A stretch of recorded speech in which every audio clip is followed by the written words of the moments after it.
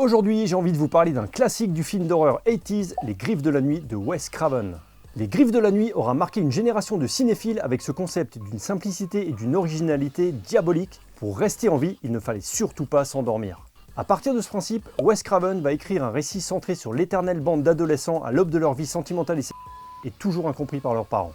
Il va utiliser cette trame ultra classique au premier degré en s'attachant à nous faire comprendre ce que ces jeunes ressentent.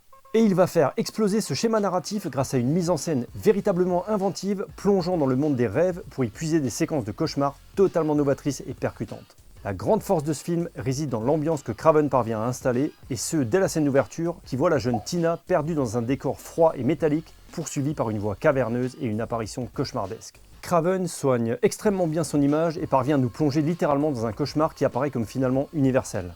Cet aspect sombrement onirique renvoie aux contes les plus noirs de notre enfance et Craven parvient à faire ressurgir de vieilles peurs enfantines. Avec une plastique et une ambiance crépusculaire, il offre une vision très réaliste de la dimension des cauchemars et nous invite à un voyage mortel. Freddy Krueger est une figure mythique du cinéma horrifique, reconnaissable à ses lames de rasoir et son fameux pull-over rouge et vert. Plusieurs éléments ont contribué à son succès et le premier est très certainement la nature même du personnage qui tue ses victimes dans leurs rêves. En agissant sur cette dimension dans laquelle l'être humain n'a pas vraiment de contrôle, il règne sur les songes et apparaît comme un prédateur ultime. La seconde particularité est évidemment l'interprétation bien vicelard de Robert Englund, aidé par un maquillage du plus bel effet, signé Catherine Fenton, avec les fameuses brûlures sur le visage. Robert Englund laisse sous-entendre une idée qui sera exploitée dans le remake de 2010, à savoir que Freddy est un Freddy est en fait la représentation du mal poisseux qui ronge les rues, à savoir le vieux, le et le meurtrier psychopathe. Là où Jason Voorhees et Michael Myers ne tuent que par instinct, Freddy prend du plaisir à effrayer les jolies jeunes filles et à les Il correspond au serial killer n'ayant aucun respect pour ses victimes et qui s'éclate à perpétrer ses atrocités. Krueger est la personnification parfaite du psychopathe bien réel transformé en mythe démoniaque. S'il prend du plaisir à tuer, il faut bien avouer que le spectateur prend du plaisir à voir ses masques. Wes Craven crée des séquences véritablement ingénieuses qui marquent durablement les esprits.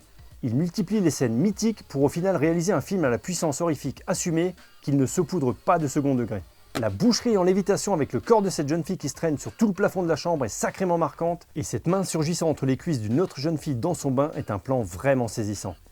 Craven a créé des images chocs qu'il nourrit par une mise en scène vraiment audacieuse et il va jusqu'au bout de ses idées en offrant un spectacle bien gore qui va ravager le quartier d'Elm Street. Le basculement du monde réel au monde onirique est très travaillé et permet d'instaurer une ambiance délétère qui ne se dément pas. Craven réussit à donner corps au cauchemar et on y entre avec un plaisir évident, accompagné par la musique entêtante de Charles Bernstein et la comptine si connue sur Freddy qui ouvre et qui clôt le film. Johnny Depp va en faire les frais, lui qui joue dans son tout premier film. Un rôle pas forcément très glorifiant, mais auquel il donne déjà une certaine densité. Sinon, on retrouve avec grand plaisir John Saxon, qui d'Opération Dragon à Une nuit en enfer, en passant par Black Christmas première version, a promené sa gueule si reconnaissable avec classe dans le cinéma américain et italien. Heather Langenkamp est l'héroïne du film et elle ne connaîtra pas véritablement de moment de gloire après ce rôle. Pour la petite histoire, le nom de Freddy Krueger a été choisi par Wes Craven, qui a repris le nom du gamin qui le harcelait quand il était enfant. Et le rôle de Freddy Krueger avait un temps été proposé à Ken Hodder, qui se consolera plus tard en devenant le légendaire Jason Voorhees. Si vous appréciez le contenu de cette chaîne, n'hésitez pas à commenter, liker, partager et à vous abonner.